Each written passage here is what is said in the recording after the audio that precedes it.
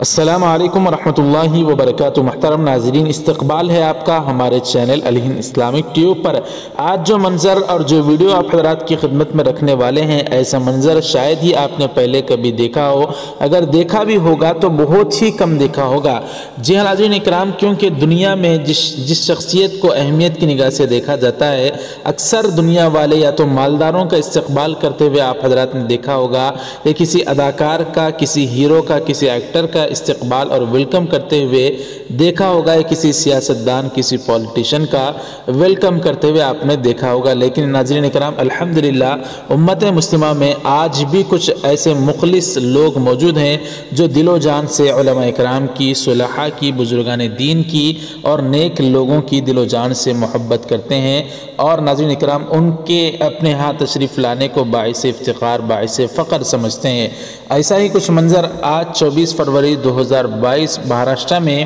دیکھا گیا۔ بروز جمعرات شہر بنگلور کی مشہور و معروف علمی شخصیت، بزرگ ترین شخصیت حضرت مولانا مفتی شعیب اللہ خان صاحب دامت برکاتہم، ناظرین اکرام آج مہاراشٹر میں جہاں پر بیت پورا علاقہ اکولا میں پہنچے، تو وہاں پر ایئرپورٹ میں پہنچنے کے بعد ہی حضرت کا والہانہ طریقے سے استقبال کیا گیا، اور جیسے ہی حضرت جہاں پر خطاب کرنا تھا عوام الناس سے وہاں پر پہنچے تو بڑے ہی شاندار طریقے سے استقبال کیا گیا۔ آپ اسکرین پر چل رہے ان ویڈیوز کو دیکھ کر سمجھ سکتے ہیں کہ الحمدللہ علماء کرام کی دل میں محبت رکھنے والے مخلصین آج بھی الحمدللہ موجود ہیں، اور یہ بڑا ویڈیو سوشل میڈیا پر بہت ہی اہمیت کے ساتھ شیئر کیا جا رہا ہے کہ حضرت مفتی شعیب اللہ خان صاحب کا اس طرح سے استقبال کیا گیا۔ ناظرین اکرام، ہمیں بھی چاہیے کہ جو علماء اکرام موجود ہیں، ہم بھی دل و جان سے ان